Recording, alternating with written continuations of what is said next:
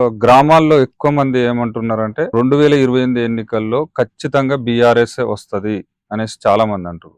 మరి దీనిపైన మీరేమంటారు? అంటే ఇక్కడ ఒక అభిప్రాయం తెలంగాణ ప్రజల్లో ఒక తప్పు ఉన్నది. ఏం తప్పు ఉన్నదంటే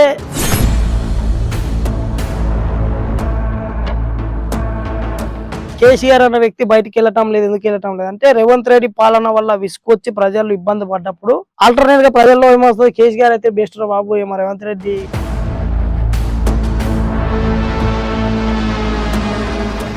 అసలు బీజేపీ నాయకుల్లో ఐక్యత లేదనేసి రాజా సింగ్ అయితే బహిర్గతంగా చెప్పడం జరిగింది. మరి దీనిపైన ఏమంటారు? 100% చెప్పాలంటే రాజా సింగ్ అనే వ్యక్తి గొప్ప వ్యక్తి. ఆయన పార్టీ ధరను ఇంకో ధరను లాభ పొందే వ్యక్తి కాదు.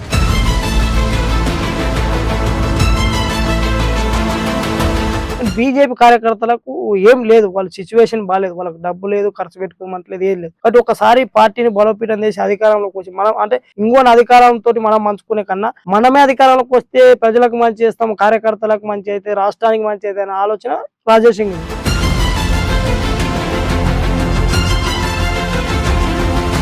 మరి ఇప్పుడు రేవంత్ రెడ్డి హిస్టరీ తీసుకున్నట్లయితే మొత్తం పోరాటాల నుంచి అయితే రావడం జరిగింది. ఇప్పుడు మొత్తానికైతే సీఎం కూడా అయ్యిండు. కానీ ఈ సీఎం గా అయినాక మొత్తం నియంతృత్వ పాలనకు ఎక్కువ ప్రాముఖ్యత ఇస్తున్నాడు అనేసి ఒక అపవాదం వస్తుంది ఆయన మీద. అది 100% వాస్తవం.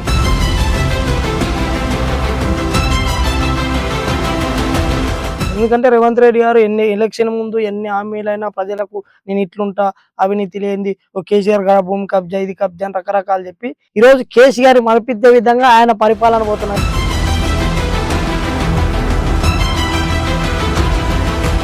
అసలు తెలంగాణ మూమెంట్ వచ్చిందే నిధులు, నియామకాలు, ఉద్యోగాలు. అవును. మరి అటువంటి సందర్భంలో తెలంగాణకు 10 ఏళ్లలో కూడా నిరుద్యోగులకు అన్యాయం జరిగింది. సేమ్ మళ్ళీ ఇప్పుడు కాంగ్రెస్ కూడా అదే పరిస్థితి కొనసాగుతుంది. అంటే ఇక్కడ ఒక 2 వర్షాలు మనం అర్థం చేసుకోవాలంటే కేసీఆర్ కు తెలంగాణ తెచ్చిన మాట వాస్తవం కుట్ర.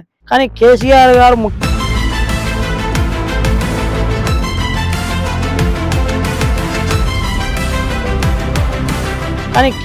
గారు ముఖ్యమంత్రి అయితే అన్న ఆలోచనతో పోయిండు, తెలంగాణ తెచ్చిన తర్వాత మనకి ఆంధ్రోళ్ళు ఉన్నారు, దొంగలకు దోచుకుపోయిన రాష్ట్రాన్ని అబద్ధాలు చెప్పి ఎట్లా అబద్ధం చెప్పారు, ఏ ఆంధ్ర వ్యక్తి దోచుకుపోయిన అనేది మనకు క్లియర్ గా తీసుకురాలేదు, చూపలేదు.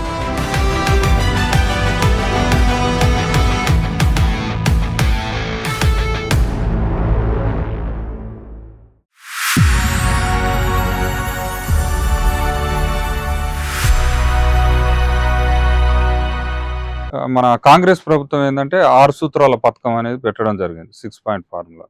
మరి అది ఎంతవరకు సక్సెస్ అయిందంటారు? అంటే ఒకటి విద్యుత్, ఒకటి గ్యాస్, ఒకటి ఫ్రీ బస్ కాడికి తప్ప మిగతా ఏమీ లేదు. ఇంకా రైతు బంధు అంటే ఈ మధ్యకాలంలో కొద్దిగా వేశారు, ఇక అంతకు మించి మిగతా ఎలాంటిది లేదు. ఒకవేళ వాళ్ళు ఇచ్చిన హామీలో పూరిస్తే నెరవేర్చడం లేదు. నేనేమంటే ఇవన్నీ అవసరం లేకుండా ఫ్రీ బస్ తీసేసి ఏదన్నా ఉంటే విద్య, వైద్యం ఫ్రీ అందించి ప్రజలకు అనుసంధానంగా ఇంకేదన్నా ఉంటే కొత్తగా ప్రజలకు మంచి వాళ్ళ జీవితాలను మెరుగుపరచడానికి అట్లా ఏమంటే అవి ఇవ్వాలి తప్ప ఉచిత పథకాల పేరు చెప్పి డబ్బులను కాజేసే తప్ప దాంట్లో ఏమీ లేదని నేను అనుకుంటాను.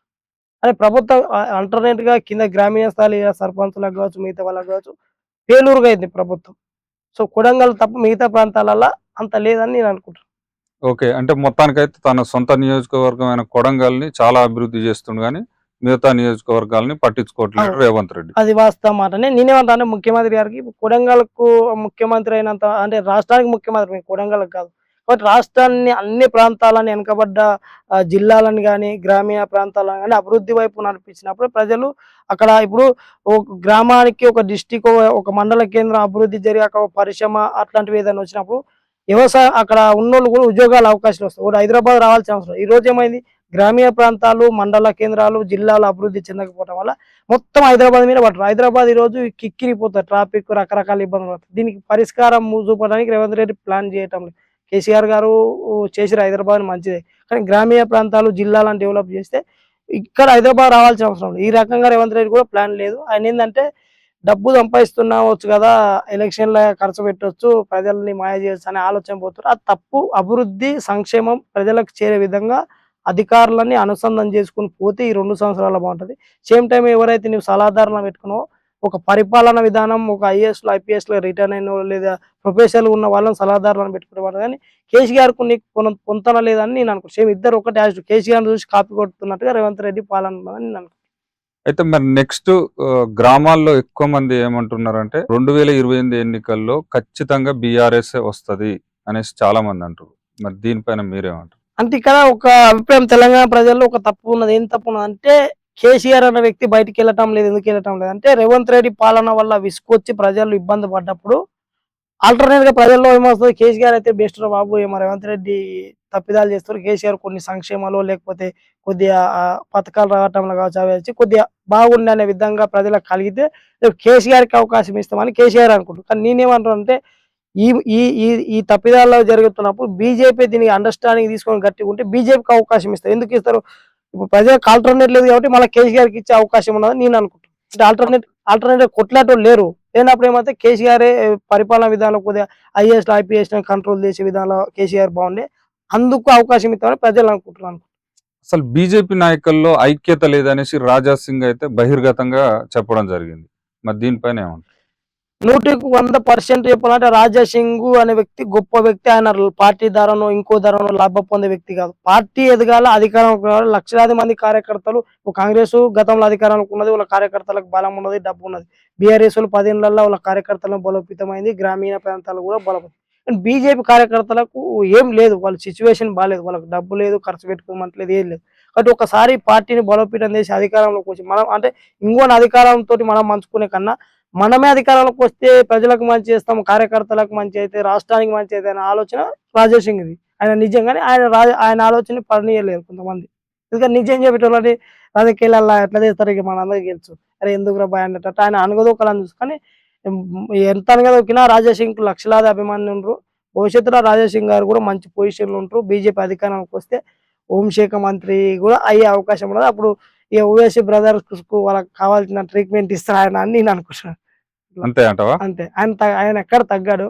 ఓకే. ఇక్కడ తగ్గుతారు కానీ ఎక్కడ అంటే కక్షపూరితం ఉండదు రాజాసింగ్ గారు. సబ్జెక్ట్ పరంగా హిందువులను వ్యతిరేకించి ఏం తప్పిదాలు ఉంటే తప్ప మిగతా దాంట్లో కక్షపూరితం అంటూ ఉండదు. అది. అసలు ఓకే బ్రదర్, అంతా బానే ఉంది. అసలు నీకు రాజకీయాల్లోకి రావాలని ఎందుకు అనిపించింది? అంటే నాకు రాజకీయాలకు రావాలనిపించింది. నేను ఫస్ట్ మా గ్రామీణ ప్రాంతంలో మా వాళ్ళు కొంతమంది సర్పంచులు అట్లా ఉండేది. తర్వాత నేను హైదరాబాద్ వచ్చినప్పుడు నేను బండి సంజయ్ వీడియో లెక్క చూసేది. హుహు. బండి సంజయ్ ఇట్లా కార్పొరేటర్‌గా ఎదిగిండు. ఈ స్థాయికెళ్ళి ఇట్లా వచ్చిండనేది బాగా చూసేది. ఆ చూసుట్ల అప్పుడు నాకు బండి సంజయ్ అన్న, చెంటెం ధర్మపురి అరవింద్, రఘునందన్ వీరి లెక్క చూసాను నేను రాజశేఖర్. అంటే రాజకీయాలకు వస్తే లీడర్‌గా ప్రజలకు మంచి చేయొచ్చు. అంటే రాజకీయాలలో ఎట్లా ఈరోజు ఎట్లా జరుగుతుంది అవినీతి అంటే అది లీగల్‌గా అవినీతి జరుగుతున్నది. అంటే ఒక ఎమ్మెల్యే అయితే ఇక రకరకాల మనకు తెలిసే వ్యవస్థలను ఎట్లా మేనేజ్ చేస్తారో ఆ రకంగా లేకుండా 10 మందికి రాజకీయం నేర్పాలన్న ఆలోచన నాకు లీడర్‌గా 10 మందికి మంచి చేయాలన్న ఒక కోరిక ఇంపార్టెంట్ అనిపించింది. అంటే లీడర్ కావాలనే ఆలోచన సేమ్ టైమ్ నిజాయితీ లీడర్. ఇప్పుడు అవినీతితోనూ కాకుండా ప్రజలకు అనుసంధానంగా ప్రజల సమస్యలని మనం తీర్చే విధంగా 10 మందికి అధికారులకు చెప్పే విధంగా ఆ రకంగా ఉండాలని నా ఆలోచన. తప్ప అవినీతి రాజకీయాలు, డబ్బు రాజకీయాలు చేయాలనే ఆలోచన లేదు నాకు. అయితే మరి సామాన్యుడు రాజకీయంగా ఎదగాలంటే చాలా కష్టం అంటారు గదా! మరి నువ్వు దాన్ని ఎట్లా అధిగమిస్తావు? అంటే ఇక సామాన్య అంటే చాలా మందికి ఏదంటే రాజకీయాలకు డబ్బే అవసరం లేదు. కానీ తెలివి ఎందుకు ఇప్పుడు నువ్వు ఒక ఎమ్మెల్యే అయినావు. ఇప్పుడు నీ ఎమ్మెల్యే పరిధిలో నీకు ఎన్ని నిధులుంటాయి గ్రామాలకు వాళ్ళకి గావచ్చు, ఆ పనులు చేసేటప్పుడు ఈరోజు ఎట్లా రాజకీయం అంటే 10 కార్‌లేసుకొని అంటే అవినీతి చేస్తుర్రు, 10 కార్‌లేసుకొని రకరకాలుగా పోతుర్రు. అంటే నిజాయితీగా ఒక సంక్షేమ పథకం ఎవరికి చేయాలో వాళ్ళకి చేరే విధంగా లేదు. అంటే అవినీతి, డబ్బు రాజకీయాలు నడుస్తున్నాయి. ఓటేస్తున్నాం. అంటే ఓటు కొనుక్కోవాల్సిన అవసరం రాజకీయ నాయకులకు వాళ్ళు పని చేస్తే కొనుక్కునే అవసరం లేదు కదా! నా అభిప్రాయం ఏందంటే రాజకీయాలకు డబ్బు అవసరం లేదు. ఎందుకు నీ ప్రజల డబ్బులు ప్రజలకు మళ్లించే విధంగా ఉన్నప్పుడు నీకు డబ్బు అవసరం లేదు. ఒకవేళ నీవు అంటే మరి ప్రజలు అసలు పైసలు ఇయ్యకుంటే ఓటేస్తారా? లేదు నిజాయితీగా ఉన్నోనికైనా? లేయరు. కాకపోతే నేనేమంటున్నా అంటే ఈ ఈ ఈ మధ్య కాలంలో రాజకీయాలు మారుతున్నాయి. ఆ రకంగా వాస్తవిక ప్రజలకు చెప్పితే వాళ్ళు మారుతారని నా ఒపీనియన్. సో నేను పోయే వరకు పోతా. వాళ్ళు వినకపోతే నేనేం చేయలేను. అంటే రాజకీయాలలో డబ్బు ఇచ్చి ఓటు కొనుక్కునే వాళ్ళకు, ఓటు అమ్మేటోనికి, ఓటు కొనుక్కుంటోనికి ఇద్దరు తప్పిదాలు చేస్తారు. అంటే ఇప్పుడు ఓటు అనేది భారత రాజ్యాంగం ద్వారా నీకు నచ్చిన నాయకుడిని ఎన్నుకోమని చెప్పి ఓటు హక్కు ఇచ్చారు. అవును. ఆ ఓటు హక్కుని అమ్ముకునే విధానంలో రాజకీయ నాయకులు ఎట్లా చేసిరంటే రాజకీయాలల్లా ఒకప్పుడు నిజాయితీ పరులు వాజ్పేయి లాంటోళ్ళు అట్లా గొప్ప గొప్ప వ్యక్తులు ఉండేది. అంటే ఎన్టీ రామారావు లాంటోళ్ళు ఇట్లాంటోళ్ళని చూసినప్పుడు రాజకీయాలకు డబ్బే అవసరం లేదు. నేను ఎందుకు అనుకుంటున్నా అంటే నిజంగా ప్రజల కోసం వచ్చేవానికి డబ్బు అవసరం. ఎందుకు నీ ఆర్థిక వ్యవస్థ గట్టి నీ నీ నీ తినే వరకు, నీ కడుపు నింపుకొని నీ బతికే వరకు ఉంటే నీ తప్పు లేదు. కానీ అవినీతి చేయాలన్న వాళ్ళకే డబ్బు అవసరం.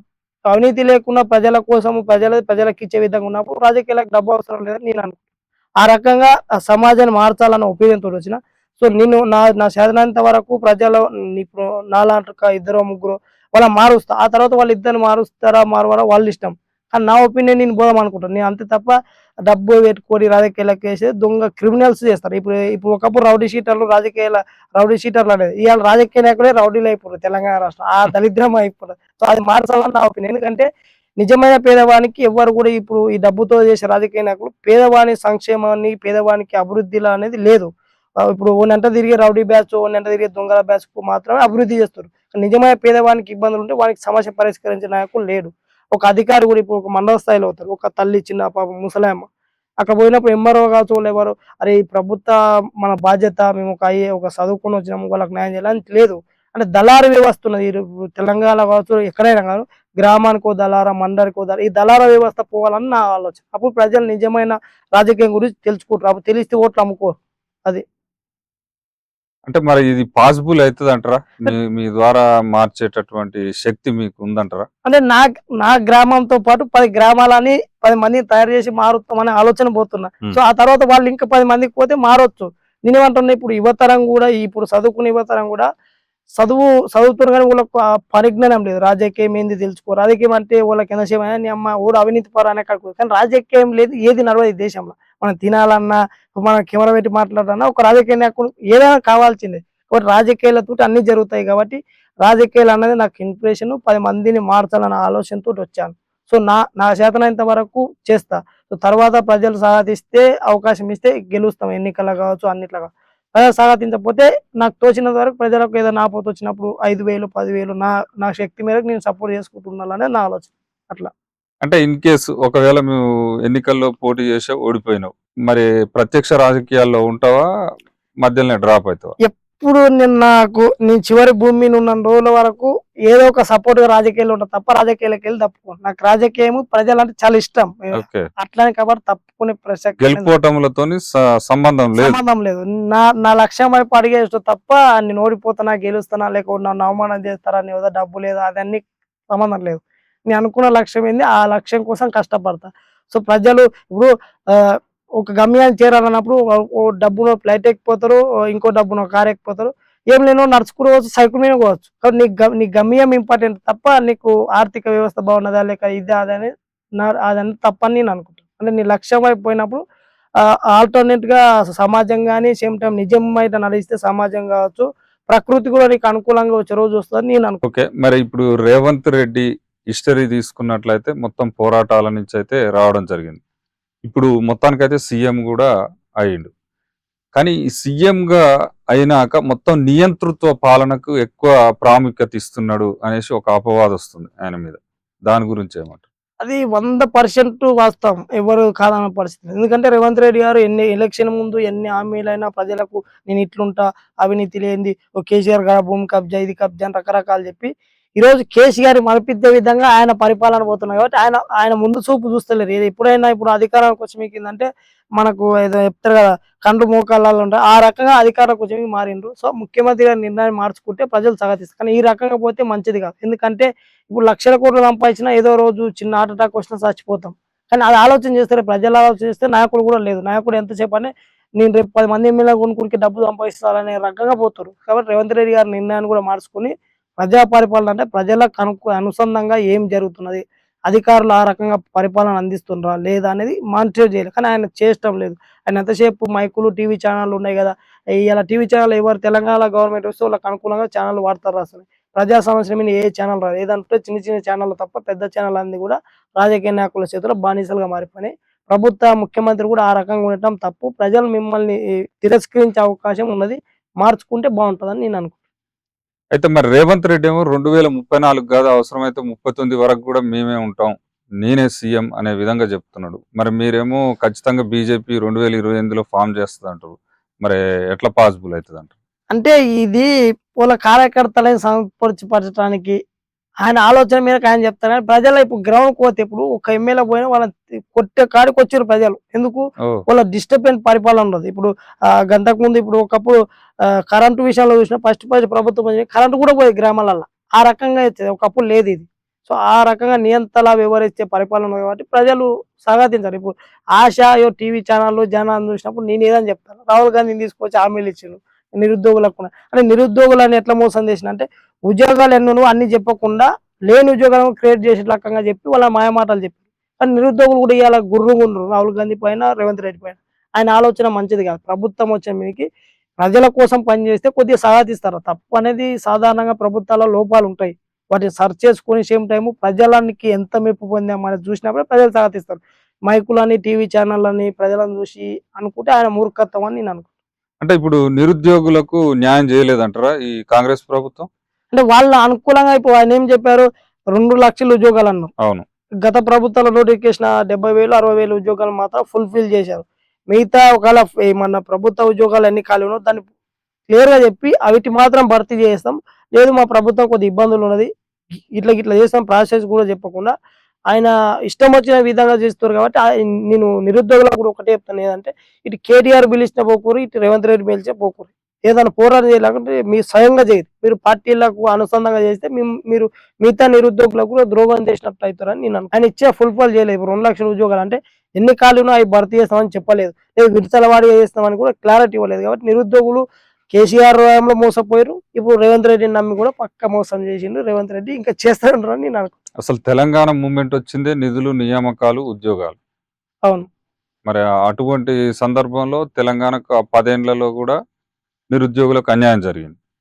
సేమ్ మళ్ళీ ఇప్పుడు కాంగ్రెస్ కూడా అదే పరిస్థితి కొనసాగుతుంది. అంటే ఇక్కడ ఒక 2 వర్షాలు మనం అర్థం చేసుకోవాలంటే కేసీఆర్ కు తెలంగాణ తెచ్చిన మాట వాస్తవం కుట్ర. కానీ కేసీఆర్ గారు ముఖ్యమంత్రి అయితే అన్న ఆలోచనతోటే పోయిండు తెలంగాణ తెచ్చిండు. తెచ్చిన తర్వాత మనకి ఆంధ్రోళ్ళు ఉన్నారు దొంగలకు దోచుకుపోయిన రాష్ట్రాన్ని అబద్ధాలు చెప్పి ఎట్లా అబద్ధం చెప్పారు ఏ ఆంధ్ర వ్యక్తి దోచుకుపోయిన అనేది మనకు క్లియర్ గా తీసుకురాలేదు చూపలేదు. సో ఆ రకంగా ఆయన చేశారు. ఇప్పుడు సీఎం రేవంత్ రెడ్డి కేసీఆర్ హోటల్ అన్నప్పుడు ఏం చేసిండు కేసీఆర్ రాష్ట్రాన్ని దోచుకున్నాడు 1,00,000 కోట్లు కాళేశ్వరం ప్రాజెక్టు అనేక అవినీతి అని చెప్పి ఎంతో మంది ఎమ్మెల్యే మీద ఎలిగేషన్ చేసిండు. ఆ అబద్ధాన్ని నమ్మడానికి రేవంత్ రెడ్డి మళ్ళీ పెద్ద అబద్ధాన్ని తీసుకొచ్చి ప్రజల మీకు వాళ్ళేసిన అధికారంలో సీట్లు ఎక్కిన మీకు వీళ్ళందరూ ఇక చెప్పినంత ఆయన చెప్పినట్టు ఇంటారు కదా కేసీఆర్ ని ఫాలో అవ్వచ్చు అని చెప్పి చూసి కేసీఆర్ ఆలోచన రేవంత్ రెడ్డి అమలు. కానీ ఇప్పుడు ఈ రేవంత్ రెడ్డి గారు కొన్ని నిర్ణయాలు మార్చుకొని ప్రజాపాలన అనే విధంగా మంచి పోతే ప్రజలు స్వాగతిస్తారు. కానీ ఈ రకంగా పోతే ప్రజలు గ్రౌండ్ లోకి పోతే వాళ్ళ పార్టీని స్వాగతించే పరిస్థితి లేదు. ప్రజలు కూడా ఒకటి నువ్వు బీజేపీ అన్నావు బీజేపీ ఎందుకు వస్తా అన్నప్పుడు అంటే దేశాన్ని నరేంద్ర మోడీ గారు అభివృద్ధి చేస్తుండ్రు. ఇంకోటి ప్రతి గ్రామ పంచాయతీలో ఉన్న అవ్వలకు కూడా ఇవాళ నరేంద్ర మోడీ అంటే ఈ వ్యక్తి అనే విధంగా ప్రజలకు తెలిసిపోయింది. కాబట్టి వాళ్ళు ఎందుకు ఆలోచిస్తారు కాంగ్రెస్ బీఆర్ఎస్ 10 ఏళ్లలో కొద్ది హామీలు నెరవేర్చుట్లా లాస్ట్ టైం నెరవేర్చే తప్పు చేసేది వాళ్ళు నియంత్రణ వివరించారు. రేవంత్ రెడ్డి కూడా అధికారంలోకి వచ్చిన మీకు తన నిర్ణయాన్ని మార్చుకున్నాడు. బట్టల స్టైల్ మార్చలేదు కానీ తన ఆలోచన స్టైల్ మార్చారని ప్రజలు అనుకున్నారు. కాబట్టి బీజేపీకి ఎందుకు అవకాశం ఇస్తే ఒకసారి ఇస్తాం వాళ్ళ పరిపాలన ఎట్లుంటుందో అనేది మోదీ అంటే గ్యారంటీ అనే విధంగా ప్రజలు అనుకుంటుంటారు అని నేను అనుకుంటున్నాను. నేను గ్రౌండ్ లో కొంతమందిని తిరిగినప్పుడు చెప్పారు ఎందుకు బీజేపీ కోట్లేస్తావా ఈసారి అంటే మోదీ ఏదైనా ఇస్తే నెరవేర్చుకుంటున్నారు. ఎందుకంటే బీజేపీ వరకు అధికారంకి రాలేదు ఈ ప్రాంతంలో. ఒకసారి అధికారంకి ఇస్తే ప్రజలకి ఎలా అనుసంధానంగా ఉంటుంది అనేది చూడాలనే ఆలోచన ప్రజల లోపల కలుగుతున్నదని నేను అనుకుంటున్నాను. నేను గ్రౌండ్ లో తిరిగిన కొంతమంది చెప్పారు నాకు కూడా అది. ఓకే. అయితే ఇప్పుడు తెలంగాణ రాష్ట్రంలో కూడా చాలా మంది పాస్టర్స్ అయితే విపరీతమైనటువంటి మత మార్పిడులకు పాల్పడుతున్నారు. ముఖ్యంగా తెలుగు రాష్ట్రాల్లో. అంటే దీనిపైన మీ ఒపీనియన్ ఏంటి? అంటే ఇక్కడ నేను ఒక బీసీ సోదరు కూడా మా ఎస్సీ ఎస్టీ సోదరులకు విజ్ఞప్తి చేసేది అంటే ఈ ఈ ఇప్పుడు మత మార్పిడులు జరుగుతున్న మాట వాస్తవమే. మత మార్పిడికి కొన్ని తప్పిదాలు ఉన్నాయి. ఏంది ఇప్పుడు కొంతమంది అగ్రకుల రెడ్లు కావచ్చు మన కల్వర్ సతీష్ లాంటి వాళ్ళు ఇటువంటి కూడా మతం మారి ఆ రకంగా ఇప్పుడు అందరూ తప్పుదోలు అనలేం. వీళ్ళు కూడా వీళ్ళకి మతం మార్చిన అవసరం లేకుండా కదా వీళ్ళు ఏంటంటే మతం మార్చి వాళ్ళని ఇబ్బందులు పెడుతూ వాళ్ళకు విదేశాలకు వెళ్ళి డబ్బులు వస్తున్నాయి కాబట్టి రకరకాల మాయమాటలు చెప్పి మతం మారుస్తారు. మతం మార్చిన తర్వాత ఇప్పుడు ఏ దేవుడే మన హిందూ ధర్మంలో కానీ ఏ ధర్మం మనం మన మన ధర్మం ప్రకారం మొక్కుతాం అంటే కానీ మనకు దేవుడు అంటే చావు అందరికి వస్తుంది. కానీ ఈ రకంగా మతం మార్చి మిమ్మల్ని వాళ్ళు ఇబ్బంది పెడతారు వీళ్ళు ఇబ్బంది పెడతారు అని చెప్పి డబ్బు ఎగదొప్పి మతం మార్చి ఆ తర్వాత వాళ్ళని మైండ్ సెట్లు వాచ్ చేసి వాళ్ళ ద్వారా వాళ్ళు లాభం పొందుతారు పాస్టర్ లాంటి వాళ్ళు అనేది నేను ఎందుకు పాస్టర్ లాంటి వాళ్ళు ప్రతి సండే ఇప్పుడు చర్చికి పోతారు. ఆ చర్చికి పోయిన డబ్బులు ఆ వేసిన డబ్బులని ఏ పేదవాడు ఉన్నా ఆ పేదవాడికి ఆ సంధిస్తే ఉన్న జీవితం బాగుంటుంది కదా. ఆ రకంగా ఎందుకు లేదు అంటే వీళ్ళు పాస్టర్లు ఎందుకు దోపాలంటే వీళ్ళు దోపిడీ తెస్తారు రియల్ చెప్పాలంటే. వాళ్ళకు కూడా ఎడ్యుకేషన్ లేదు, తెలివి లేక వాళ్ళు మతం మారుతారు. సేమ్ టైం కొన్ని హిందుత్వంలో ఎస్సీ ఎస్టీలో కొన్ని తప్పిదాలు గుళ్ళలకు పోవడం అవి ఉన్నాయి. కానీ అవి మార్చుకుంటారు. ఇవి ఒకప్పుడు ఉండేది ఇప్పుడు ఇంక తగ్గిపోతున్నాయి. కానీ సేమ్ టైం వీళ్ళు మతం మారటం అనేది వాళ్ళ మైండ్‌లో వాచ్ చేస్తున్నారు. అసలు ఈ దేశము, ఈ ధర్మము, ఈ ప్రపంచమే వ్యతిరేకించే విధంగా మత మార్పిడి జరుగుతుంది తెలంగాణలో, ఆంధ్రప్రదేశ్‌లో. ఈ డబ్బు వల్ల ఎందుకు వాళ్ళ పిల్లలను విదేశాల్లో చదివిపిస్తారు పాస్టర్‌లని. వాళ్ళు అవసరమైన విదేశాలు తిరుగుతారు. కానీ అమాయకులైన కూలి చేసుకునే జనాలు మతం మార్చి ప్రతి సండే పోయి వాళ్ళ ఉన్న డబ్బునంతా దోచుకునే ఒక మాస్టర్ ప్లానే ఈ మత మార్పిడి. దీనివల్ల భవిష్యత్తులో తెలంగాణకు ప్రమాదం వాటిల్లేటటువంటి పరిస్థితులు ఉండొచ్చా? ఖచ్చితంగా ఉంటది. సో, ఈ మధ్య కాలంలో హిందువులు అందరూ గూడా ఐక్యతతో ఉన్నారు. ఇట్లాంటి వాటిని అడ్డుకుంటుండ్రు. దీంట్లో లోపాలెందుకున్నాయి? సరే ఎక్కడైనా ఎస్సీ, ఎస్సీ సోదరులను గుళ్ళలకు రానకపోతే వాడిని కొట్టే విధంగా ఉంటాయి. ఎందుకంటే ఇప్పుడు ఇది మెయిన్ తప్పిదాలు ఇక్కడ జరుగుతున్నాయి. ఇప్పుడు ఎవరైతే ఎస్సీ సోదరులు ఉన్నారో వాళ్ళని ఇబ్బందులు పెడుతుర్రు కొంతమంది అక్కడ తెలవక. ఓకే. నాతో స్వయంగా ఒక అన్న చెప్పిండు మా రెడ్డి సోదరుడే. ఆయనేమన్నా అంటే, "ఇట్లా మామూలుగా చిన్నప్పుడు మాకు తెలవక మా పెద్దోళ్ళు చెప్పేవాళ్ళు. అరే ఎస్సీలను గుళ్ళలకు నమ్మనీయకపోతే వాళ్ళు పోతుర్రు మనకన్నా ముందే" అని చెప్పి నేనే కొట్టిన సందర్భంలో తర్వాత తెలుసుకున్నా నేను బాధపడ్డది తప్పు అనుకున్నా. ఆ నియంతలా ఉన్న వాళ్ళ కొద్దిగా మారాల. ఎందుకంటే ఇప్పుడు కులం అనేది మన కులం కూడబెట్టేది మతం అన్నం పెట్టేది ఏం కాదు. మన బాధ్యత ఇప్పుడు మన హిందూ ధర్మంలో పుట్టిన కాబట్టి మన ఆ చివరి వరకు ఆ ధర్మంలో కొనసాగాలి. మన దేశం హిందూ దేశం కాబట్టి. ఇక్కడేందంటే వాళ్ళు ఇబ్బందులు పెట్టే వాళ్ళని వాళ్ళు ముందే క్యాచ్ చేసి నీకు ఇది ఇస్తామని తీసుకొచ్చి అమాయకంగా వాళ్ళని బలి చేస్తుండ్రు. సో, అక్కడ మారాల్సిన ఇప్పుడు క్రిస్టియన్ సోదరులు కూడా పాస్టర్లు ఉన్నోళ్ళు తెలంగాణ చూసుకుంటే 70% ఆంధ్రాకెళ్ళి వచ్చిన పాస్టర్లు ఉన్నారు. అంటే మతం మారి అక్కడ కూడా వీళ్ళు బానిసలాగా బతుకుతున్నారని నేను అనుకుంటా. వాళ్ళు మారాల్సిన బాధ్యత ఉన్నదని నేను కోరుతాను అట్లా.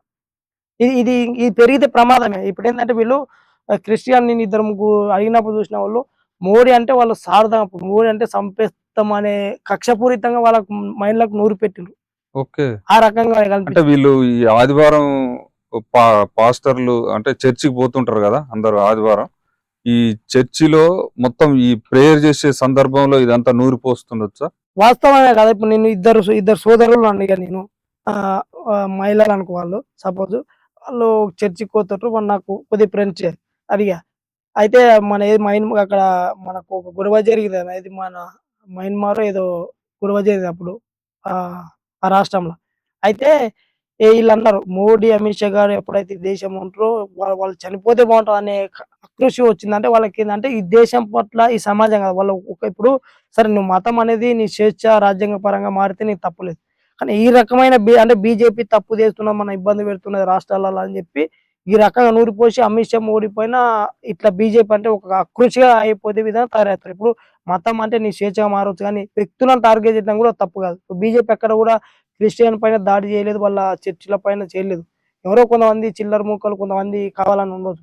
కానీ బీజేపీ ఎప్పుడు కూడా క్రిస్టియన్ పట్ల మంచి భావన ఉంది తప్ప వాళ్ళని వ్యతిరేకించలేదు. కానీ వీళ్ళేందంటే మతం పేరిట వాడుకొని వాళ్ళ మైండ్‌లను వాచ్ చేసి సమాజానికి వ్యతిరేకంగా తయారు చేసే కొంతమంది పాస్టర్‌లు ఉన్నారని నేను అనుకుంటున్నాను. అయితే ఇక్కడ కొంతమంది ముస్లిం నాయకులు ఈ బీజేపీకి మొత్తం ముస్లిం సమాజాన్ని మొత్తం దూరం చేసేటటువంటి ప్రయత్నం చేస్తుర్రు అనొచ్చా? ఇక్కడ 2 ఉన్నాయి. నువ్వు ముస్లింలే కాదు. కొంతమంది ముస్లింలు ఏం చేస్తారు తెలుసా? క్రిస్టియన్ సోదరులను అమాయకులైన వాడుకుంటూ ఏం చేస్తున్నారంటే, "అరే! మీరు కూడా బీజేపీ కొట్టారు. మేము కొద్దిగా వెనకబడ్డోళ్ళమే. మనం అందరం ఇద్దరం ఒకటే" అని చెప్పి వీళ్ళు అనుసంధానంగా నూరు పోస్తూ వీళ్ళని కూడా దేశ వ్యతిరేకం కోసం రాష్ట్రాలల్ల ఆ రకంగా తయారు చేసే కొంతమంది ముస్లింలు ఉండ్రు. దాంట్లో అమాయకమైన ఈ ఈ ప్రజలు బలి అయితున్నారని నేను అనుకుంటున్నాను. వీళ్ళకి ఎందుకంటే నిజమే కదా! మమ్మల్ని ఊరు బయట పెట్టారు. మీరిది మేము ఒకటి అని చెప్పి వాళ్ళని కలుపుకొని కొంతమంది ముస్లింలు దేశ వ్యతిరేక పనులకు తెలంగాణలో ఉండి ఎంటైర్ భారతదేశంలో ఆ రకంగా ఉన్నారు. మొత్తం ముస్లింలు తప్పనను. కానీ ముస్లింలు మొత్తం ఈ దేశాన్ని వ్యతిరేకిస్తున్న మెజారిటీగా ఉంటారు. అది. వీళ్ళని కూడా వాళ్ళు కలుపుకుపోతుర్రు ఈ రకంగా. సో, ఇక్కడ హిందుత్వం ధర్మం కాపాలన్నప్పుడు కొద్దిగా ఎస్సీ సోదరులు ఎవరైతే వీళ్ళకు వివక్ష అనేది పోవాలి. ఇప్పుడు మనం మనుషులం అందరం సమానం అనే విధంగా ఉంటేనే బావుంటది. వాళ్ళకి వివక్ష ఉన్నది కాబట్టి ఇప్పుడు ఇక్కడ 2 వర్షాలు తప్పున్నయి. ఇప్పుడు తెలుగు రాష్ట్రాల ఒక దరిద్రం ఏందంటే హిందుత్వం కోసం కొట్లాటోళ్ళందరూ గూడా ప్రభుత్వాలు చేసే లోపాలను బయటపెట్టరు. సేమ్ టైమ్ ఎక్కడన్నా ఎస్సీ సోదరులకు గుళ్ళలకు నమ్మనీయకపోవడం దానిపైన వీళ్ళు తీవ్రంగా పోరాడరు. దానిపైన వీళ్ళనరు. వీళ్ళకి అన్యాయం జరిపి వాళ్ళనరు. కాబట్టి వాళ్ళ మీద వీళ్ళని విమర్శ చేస్తారు తప్ప మధ్యలో మాత్రం కొంతమంది అమాయకమైన ప్రజలు బలైతున్నారని నేను అనుకుంటున్నాను. అయితే యాక్చువల్ గా చాలా మంది కూడా మత మార్పిడి చేస్తుంటారు. ముఖ్యంగా ఏంటంటే ఎస్సీ ఎస్టీల్లోనే ఎక్కువ జరుగుతుంటది.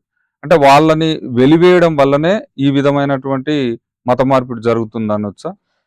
అది వాస్తవం మాటనే. దాన్ని కూడా ఈళ్ళు కొంతమంది యాక్సెప్ట్ చేస్తలేరు. ఎందుకు యాక్సెప్ట్ చేయాలంటే ఇది ఈ గ్రామాలల్ల ఇంకా అణచివేత గావచ్చు, అవును. అంటితనం ఇది అంటారు అంటాను. ఆ!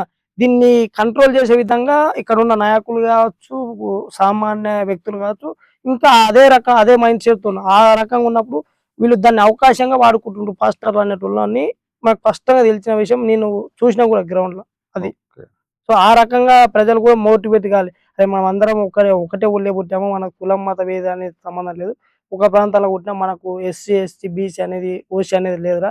మనందరం మానవులమే, హిందువులం అనేది రకంగా బెండ్ అయ్యటం లేదు. ఇంకా జనాలు కూడా ఆ రకంగా మోటివేషన్ చేయటం లేదు. హిందూ ధర్మం కోసం కొట్లాడేటోళ్ళు కూడా ఇక్కడ ఎక్కడైతే వివక్ష ఉందో దానిపైన మాట్లాడే విధానంలో తప్పిదాలు ఉన్నాయని నేను స్వయంగా అనుకుంటాను. ఇప్పుడు ఒక సందర్భంలో రాధా మనోజ్ దాస్ ఇంటర్వ్యూలో నేను విన్నా. ఏసీలను గుల్లాలకు నమ్మనీకపోతే మీరేమనంటే కొత్త చెప్పులున్నాయి నేను చెప్పు తీసుకొని వస్తా అన్నారు. సో, ఆ రకంగా మాట్లాడేటోళ్ళు ఉంటే బావుంటది. ఇప్పుడెక్కడైనా ఇబ్బందులయినప్పుడు మాట్లాడితే సేమ్ టైమ్ వీళ్ళు మాట్లాడటం లేదు. వాళ్ళకన్యాయం చేయడం ఇప్పుడు ముస్లిం సోదరులు ఎక్కడైనా ఇబ్బంది పెట్టినప్పుడు హిందువులు రియాక్ట్ అయితే మిగతా ఎస్సీ ఎవరైతే మతం మారిన క్రిస్టియన్ వాళ్ళు కూడా రియాక్ట్ అయితారు. ఇక 2 రకాలుగా విడిపోయి సమాజం కొద్ది ఇబ్బందులలో ఉన్నదని నేను అనుకుంటా. ఈ ఈ రెండిట్లని సెట్ చేసే బాధ్యత కూడా వ్యవస్థలో అంటే రాజకీయ నాయకులు చేయాల్సిన పనున్నది. ఇక్కడ గ్రామ ప్రాంతాల్లో కావచ్చు, అక్కడక్కడ మనం అందరం ఒకటే అనే విధంగా ముందుకు పోతే బాగుండు గానీ, ఆ రకంగా ఇంకా ఎయలేదు. కావాలని కోరుకుంటున్నా. అప్పుడే హిందూ ధర్మం గూడా మంచిగుంటదని అది. ఓకే. రీసెంట్‌గా మనకిప్పుడు బండి సంజయ్ ఒక స్టేట్‌మెంట్ అయితే ఇవ్వడం జరిగింది. మన బోనాల పండుగకు సంబంధించి ప్రభుత్వం కేటాయించిన నిధులు 20,00,00,000 మాత్రమే. అదే రంజాన్ కోసం అయితే 30,00,00,000 కేటాయించింది. 80% జనాభా ఉన్నటువంటి ప్రజలు జరుపుకునేటటువంటి పండుగకు ఇంత తక్కువ కేటాయిస్తారా అనేసి కాంగ్రెస్ ప్రభుత్వం మీద చాలా ఫైర్ అయితుంది. దీనిపైన మీరేమంటారు? అంటే ఇది వాస్తవమే. కేసీఆర్ హయాంలో గూడా గట్లాంటిదే జరిగింది. ఇప్పుడు వీళ్ళేందంటే రాజకీయాలలో ఇప్పుడు ఈ పార్టీలు కాంగ్రెస్ పార్టీ మనకేందో ముస్లింల కోసం అంటే ఒక మతానికి టార్గెట్ చేస్తూ వాళ్ళకేదైనా ఇస్తది. మిగతా హిందువులకెందుకిదంటే ఇది కులాల వారీగా విడిపోయిన సేమ్ టైము ప్రశ్నించటం లేదు. ఇప్పుడు వాళ్ళకిస్తుండ్రు మాకియలేదనేది గూడా ఎవ్వరు అడగరు. ఈ కాంగ్రెస్ పార్టీ చరిత్రనంతా చూసుకున్న వాళ్ళకు మూటలు మోసుడు వాళ్ళకు అనుకూలంగా ఉంటది. ఎందుకు ఆ పార్టీకి ఓట్ల కోసం అంతే తప్ప ఈ దేశము, ఈ సమాజం, ఈ ధర్మం అనేది లేదు వాళ్ళకు. సో, కాబట్టి రేవంత్ రెడ్డి వాళ్ళ ఆదేశాల మేరకు ఉంటారు తప్ప ఆయన సొంత నిర్ణయం కాదు. ఆయన వాళ్ళ ప్రభుత్వం వాళ్ళ పార్టీ విధానానికి అనుకూలంగా ఉన్నారు రేవంత్ రెడ్డి గారని. అయితే మీ దృష్టిలో మరి కాంగ్రెస్ పార్టీ దేశం విచ్ఛిన్నం కావడానికే కృషి చేస్తుందని చెప్పొచ్చా? అంటే ఆ మేరకు కాకపోయినా ఒక మతానికి ఇంపార్టెంట్ ఎక్కిచ్చేదనే మాట వాస్తవం. అది ముస్లిం సోదరుల కోసం ఉంటది. ఒక రకంగా చూసినప్పుడు ఈ దేశం అభివృద్ధి జరిగేది రాహుల్ గాంధీ అనే వ్యక్తికి అట్లాటోళ్ళకి నచ్చదు. సో, వాళ్ళు ఒక కమ్యూనిటీ కోసం ఇష్టపడతారు. ఇక మెజారిటీ ప్రజలేందంటే మనలో కొట్టుకునే సిట్యుయేషన్‌లో మనకు వాస్తవికత తెలవక రకరకాల విషయాలు తెలవక హిందూ ధర్మం అంటే కొన్ని తప్పిదాలు ఉన్న దాంట్లో మార్చుకుంటుండ్రు. ఇప్పుడిప్పుడు మారిపోతుంది.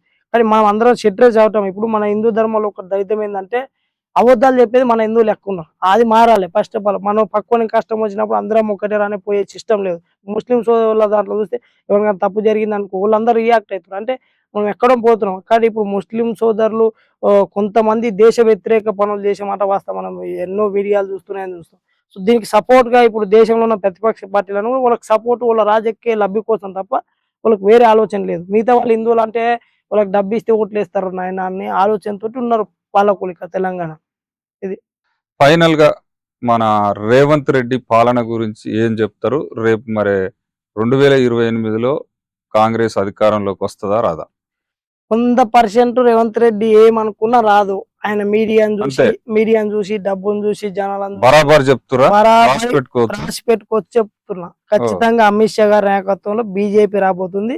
అది తెలంగాణ ప్రజలకు అడ్డగోలు హామీ ఇయ్యకుండా పాలిష్ ప్రకారం ప్రజల జీవన విధానం మార్చే విధంగా ప్రభుత్వం ఉంటదని అమిత్ షా గారు అట్లాంటి హామీలు ఇయ్యబోతున్నారు. ఆ రకంగా పోతుంది. ఎందుకంటే రేవంత్ రెడ్డి ఏందంటే అబద్ధాలతోటి అద్దాల మేడలు కట్టిండు. అది కూలిపోతది కరెక్ట్ అయిన రాయితో కొడితే అని నేను అనుకుంటా. ఆ రాయి అమిత్ షా గారని నేను అనుకుంటున్నాను. ట్విస్ట్ ఏందంటే కొంత సమాచారం ఏందంటే బీజేపీలోకి షిఫ్ట్ అయితాడు రేవంత్ రెడ్డి అనేసి అంటుర్రు. అంటే షిఫ్ట్ అయితే సెకండ్ ప్లేస్ గానీ సీఎం ప్లేస్ ఉండదు గదా! ఓకే. అది ఇక్కడ ఉన్నోడు కుదరని ధర్మపుర రవీంద్ర అన్న కావచ్చు, బండి సంజయ్ చాలా మంది కష్టపడ్డోళ్ళు ఎన్నో ఏండ్ల కూలి పార్టీలు ఉన్నవాళ్ళు ఉన్నారు. సో, అదంతా కాదు. ఏదైనా ఉంటే బీజేపీ, ఆర్ఎస్ఎస్‌కి సంబంధించిన వాళ్ళనే సీఎం తప్ప ఆయన కూడా ఆర్ఎస్ఎస్‌లో ఉన్నారు కానీ రేవంత్ రెడ్డి చెయ్యరు. ఏదైనా ఉంటే సెకండ్ స్థానంలో పెట్టే అవకాశం ఉండదు. నాకు తెలిసి మోస్ట్ ఆఫ్ రారని అనుకుంటున్నాను. అది కొద్ది ప్రాపగండా ఉండొచ్చు. సో చెప్పలేము, రాజకీయాలు ఎప్పుడైనా ఏదైనా జరగచ్చు. కానీ వచ్చినా కూడా ఆ అవకాశం ముఖ్యమంత్రి పోస్ట్ ఉండదు అని నేను అనుకుంటున్నాను. నా పర్సనల్ ఒపీనియన్. మరి పార్టీ తర్వాత నిర్ణయం ఏందనేది మనం చెప్పలేం. Okay brother, thank you so much. చూశారు కదా మన శ్రీకాంత్ బ్రదర్ యొక్క ఇంటర్వ్యూ. ఈ ఇంటర్వ్యూ కనుక నచ్చినట్లయితే తప్పకుండా ఖచ్చితంగా కామెంట్ బాక్స్ లో కామెంట్ పెట్టండి. చూస్తూనే ఉండండి RLR టాపిక్. సబ్స్క్రైబ్ చేసుకోండి, షేర్ చేయండి, కామెంట్ పెట్టండి. Thank you so much.